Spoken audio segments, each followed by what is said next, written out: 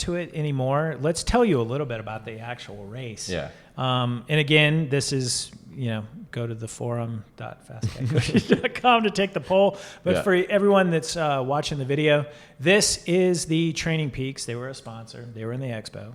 Yeah. This is my power data from the race. What you see here is power in pink, heart rate in red. This gray is the GPS elevation profile. And then I wanted to leave this blue line in here, the temperature. So it was cold AF in the morning. But we knew that because we did that chamois butter ride the morning before, and it was cold AF there. Actually got down to 32 degrees. After we started, good wind chill going. Yeah. Here I am, short sleeves, no base. I started layer. with a jacket. How'd you take it off? I just took it off. One of my friends started with like vest and leg warmers, Yos. Yeah. And then like later on in the race, I saw him without it on. I was like, how'd you do that? I also had a frame pack, so I could just stuff it in there with all my snacks. And your cargo. And my cargo bibs, panels. I was groated to the max. Well, you're strong. I didn't even have time to like eat a bar. I was like gels and blocks. I probably ate 8 to 10 gels during that race. Me too. I didn't have time to chew. No. My bars just sat in my pocket. Yeah. But anyway, so temperature 32 at 7 a.m. And I wanted to show you this. 100 at mile 128, top of the, I think that was the Smart Wool corkscrew. Yeah, the corkscrew was hot. Thanks a lot. There was popsicles at the top, by the way.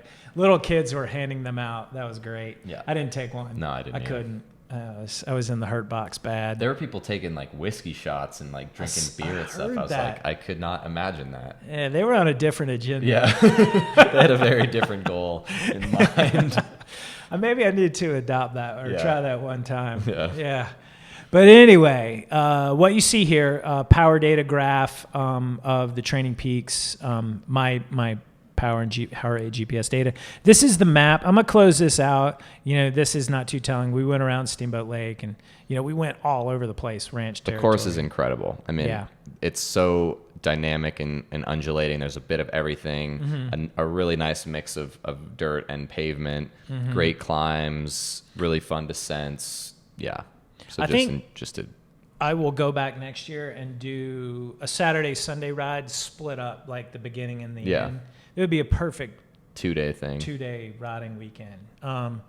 But I'm guaranteed I'll never do this whole ride all in one setting outside of this event. Yeah. I don't think. No. This was a long time on the bike. It's the longest I've ever spent. Well, it's funny. I was talking to some friends after the ride, and it's like, when did doing 100 miles become the like secondary option? Right? Like who made that choice to be like, okay, riding 100 miles, it's kind of cool. It's but now 140, it's like, it's like the 100 used to be like the big ride. Right.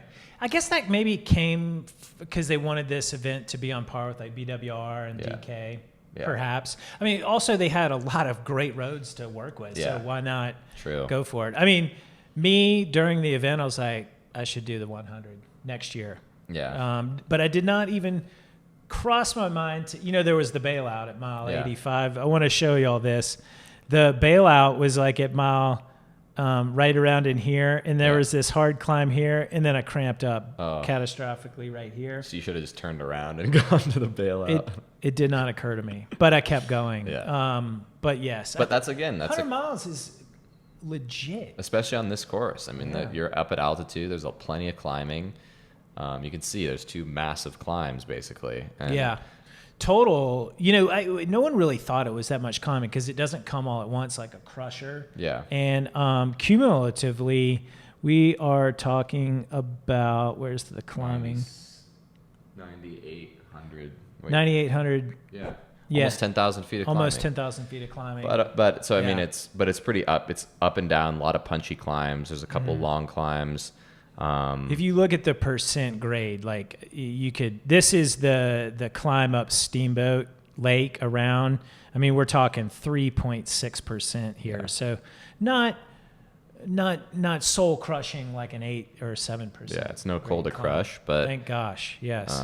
Just it's difficult in a different way. I did hear people say this was more difficult than the Crusher. See, for me, I disagree. It just depends on your strengths and weaknesses.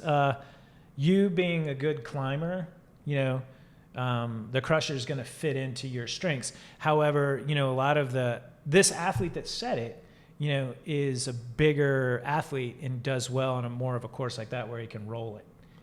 I think the Crusher is just more intense. Like it's a little bit more. It's like shorter. It's a more concentrated form of pain. Like I never cramp, and like the only time I've ever cramped in a race was during the Crusher. And so like I just think the intensity of the like how much climbing there is in such a short time in the Crusher is different. But it's it's different. It's a whole different flavor. It's it's a great to have both of these things. Yeah, absolutely. I cramped up driving home. My hands cramped up around the steering wheel. Really? Oh yeah, like this finger was going over here. Yeah, it was a hard effort. Yeah. But let's get into how this course raced a little bit, because I think because this was a first-year event, and because there was a lot of drafting possible, a lot of groups, no one really knew how this race was going to unfold because of the first year. Like I was thinking about this, like, you do the Tour of Flanders. They've raced that for years and years in a row. Everyone knows how this race unfolds, what the tactics are. Yeah. And, you do a lot of climbing in Flanders, but really you don't start hitting it till the Muir and then the Bosberg at the end. And everyone needs to just survive the climbs until then, and then the last 50K, it's game on. And that's kind of how Ted won. He punched it on the with about 15 miles to go. I read the group was already down to 3 or 4, and for the rest of us mere mortals, it's different. But I want to show everyone. This was Fly Gulch. This is when you start with. I guess we started with 600 or 700 people. I took it as easy as I could without being embarrassingly slow. And I was still getting dropped and I was still suffering. And then I got in, by the time we came down off Fly Gulch and headed out around Steamboat Lake, I was in a good group. And so we actually hit the highway here, and then that's where these two groups came together, and I knew that was the group I was going to spend the rest of the day with. I don't know how it went for you. Yeah, so kind of through all of this Fly Gulch stuff, like pretty early on, I was up in the front. It split pretty quickly through Fly Gulch, and there was probably a group of maybe 30 of us, the lead group, 30 of us, and we kind of like chilled a little bit on the highway, ate, took off jackets, that kind of thing. And then, going up Steamboat Lake, it was pretty spirited. And so, but it kind of all stayed together. There was a lot of splits, a lot of like ramp ups and slowdowns and ramp ups and slowdowns. And then basically I was with the front group until about halfway through, the first KOM up Steamboat Lake. And then this section was for me the most technical part of the race. And I don't consider myself to be a very good technical rider. I don't really have a background in mountain biking or cross or anything, and so I'm still kind of new to gravel in terms of like the tech, like pinning it around corners and stuff.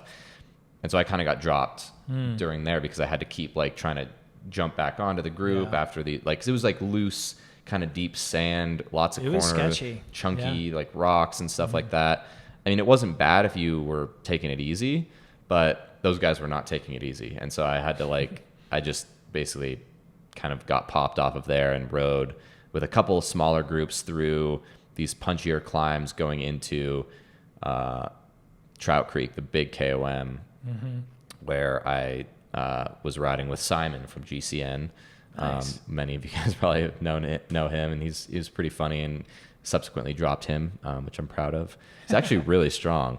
He's surprisingly. He's a former professional. Yeah, and so, but it was, I think it was, it started out a lot faster than expected, and I sort of didn't accomplish my goal of what I set out to do, which was to try and not go out with those guys, but I just can't help myself. The group was large. So I'm glad. I'm glad that I did did because it was like really fast through this whole section, especially on the highway part.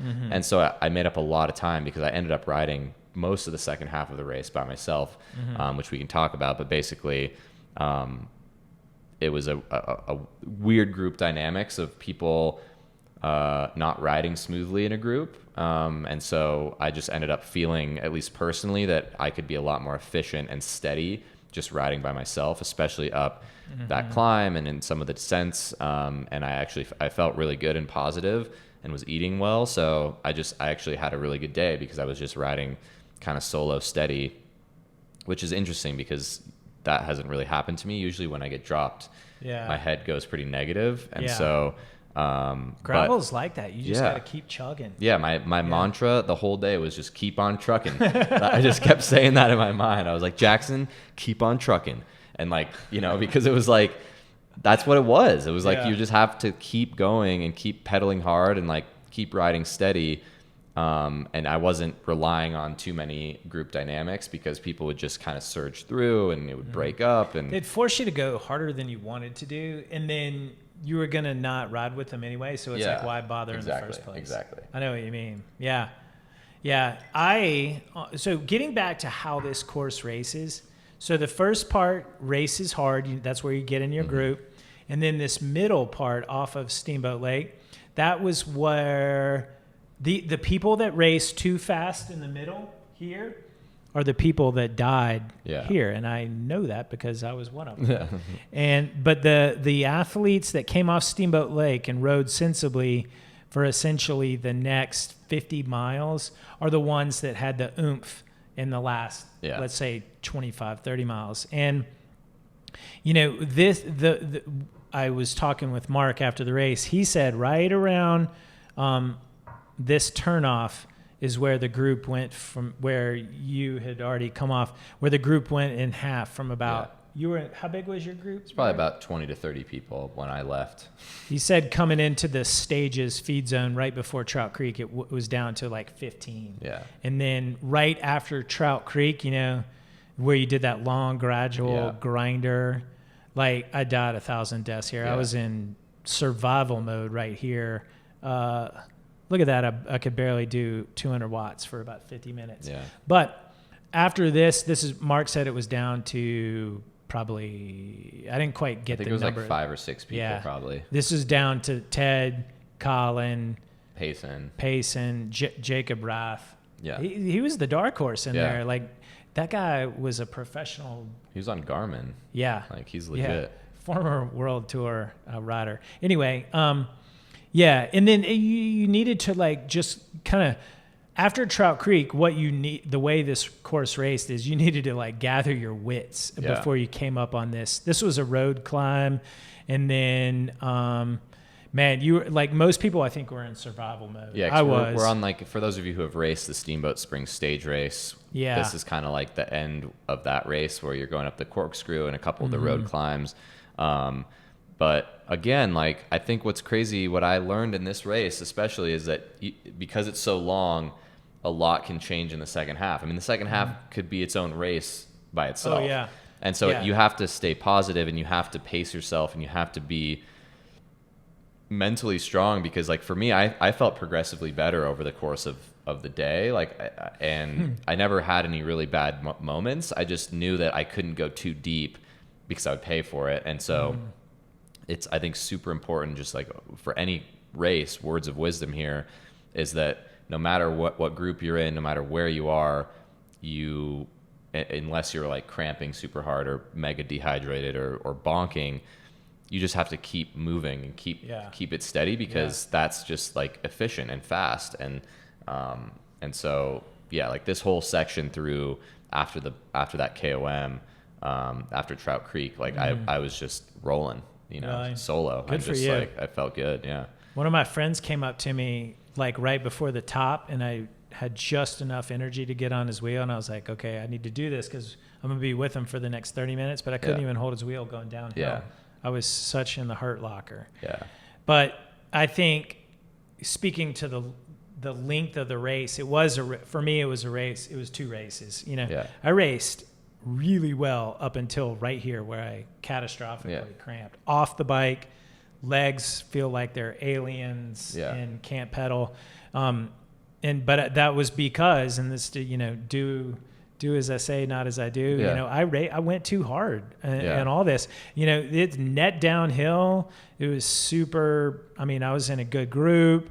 Up until like for these almost 2 hours, I was like, I'm gonna do really well today.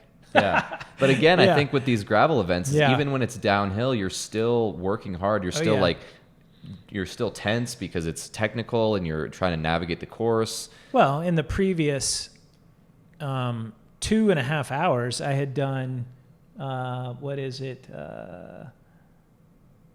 had done close to 2,000 kilojoules. Yeah. That's like a decent training ride. Yeah. Yeah, exactly. Yeah.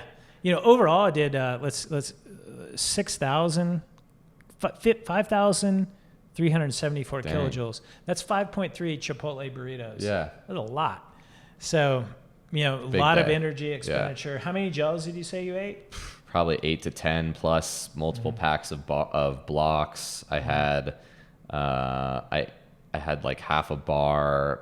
I mean, and plenty of drink mix. I mean, but I was on top of my nutrition. That was my main goal of the day, was like eat constantly. Yeah. And I was slamming it. And I think that's what helped me, because you just can't get through with an effort like this without that. Yeah, and remember how we were like hemming and hawing on whether to do the hydration pack? Yeah. So I did the hydration pack. I sailed through the first feed zone, which was very fast. The group was we didn't even talk about stopping. All the other feed zones, I will say, what was super cool, before we came into the feed zone, the groups and the guys and gals that I was with, we kind of said, hey, let's all stop. And everyone would say, yes, I need to stop too. So we were like, all right, let's do it really quick. Some people would keep going, but it was so funny. We'd just catch them back anyway.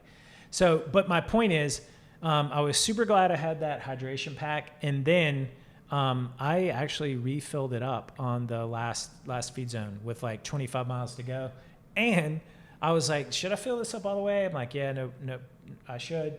And then I wound up drinking it all in the last 25 miles because I was hurting. It was hot. Yeah. Anyway, I did a ton of gels and blocks. At that last feed zone, when I was really hurting, I did 2 caffeinated gels, 1 untapped, 1 cold brew. Did 2 swig. You know how they had the swigs of the Coke? Yeah. And the volunteers, can we just give them a huge round of applause? They're like, what do you want? They take your bottles, fill them up with whatever you want, put them back on your bike. Like, I stopped at one feed zone because I had to pee really bad. Yeah. They my bottles were in my bike. Like, after I got out of the thing, they opened up my jersey, put ice in there. Super cool. And they were first class. Yeah, first class. And they had tons of great snacks. I just would I think we were talking about this before we started recording. I think over the course of the whole day, I only stopped for a total of 4 minutes maybe. Oh yeah. Yeah. You guys look, my Strava time, 7:37. My race time was 7:41. So, and I stopped at all the feed zones except for the first one. Yeah. Yeah. So it was very efficient. That's how quick you got to be. They had tons and tons of water jugs, so that there wasn't a line at any of, to get water. It was super quick. And so, I think that was awesome. So another great job. Yeah. Gold star. The lady was like, you want a Coke? And I was like, yeah. She's like, cup or can? I was like, cup. And then I slammed it. She goes, you want another one? I was like, yeah. But it was so funny, man. That revived me. I saw my friend Tim Faya there. We raced cyclocross together. We had seen each other, of course, at the expo the day before. And he goes, hey, Frank. And I'm like, hey, man, let's ride this in together. And so he was the motivation that I resurrected, because before that I was just limping. I mean, it was pathetic. And then we were on that roller section back, and we were giving it. And on the pavement? No, on the dirt. When we came to the pavement, the corkscrew, the long climb, the KOM that they use in the road race, I dropped anchor there again. And I said bye to Tim. And from that point, I literally was counting down every single mile. And I'm like doing math in my head. Okay, we got 12 miles to go. Can I do that in 45 minutes? Because when I cramped at mile 84, this was, I was like 5.5 hours in. The immediate thing I thought of was like, okay, can I go sub 8? Yeah, let's go sub 8. Let's go sub 8. But I was, as we're coming down towards the end and I'm dropping more anchor and it's weighing more heavily, I'm like, can I go 3 miles? And I was, can I go 3 miles and still get in the 730s? Yeah. It was, you had to come up with a lot of creative ways. Yeah, it was, I don't know. Keep on trucking, baby. Keep on trucking. All right. Let's try and wrap up the Steamboat gravel section. I think we did want to just give a quick shout out to Mr. and Mrs. K-Dog. Oh, yeah. We got to meet them in the expo as well, which is great, and chat with them. And it was fun to put, faces to the names, and they're just as funny in person as they are in the podcast questions. If you remember from our Q&A podcast last week, K-Dog was asking about upper body work for his man boobs. Yeah. So there was that. Yeah. And they had done the DK, and they both did the 140. So kudos to them. I got to meet Eric Zabel. Did I say that already? Yeah, I think you did. Yeah. Yeah, I met there. I mean, like, there was everyone from like GCN crew to all these pros, and it's everyone's just kind of mingling around. It was cool. So I guess the final thing I would say is I really loved my 32 millimeter Gravel King SKs. Yeah. Handled like a dream. The course was a little crossy. Yeah. And there was one section after the second feed zone. We're coming down a 2-track. Yeah. It's downhill. There was some erosion. There was some soft parts. I just let it go there and used my cyclocross skills. No worries. That was when I turned around. I had a gap inadvertently just because everyone else is braking. And these 2 kids come by me and just put the hammer down. That's where I made my mistake. I got on their wheel. We bridged up. I rode too hard, so forth. But that's where I sucked. Handling wise, you just need to pull on the brakes less. Yeah, it was scary. But that was a fun section. I really enjoyed that element of the Steamboat, where you'd be on this buff ranch road one moment and then you'd be on this double track the next. So it was a little there was some diversity to it. Yeah.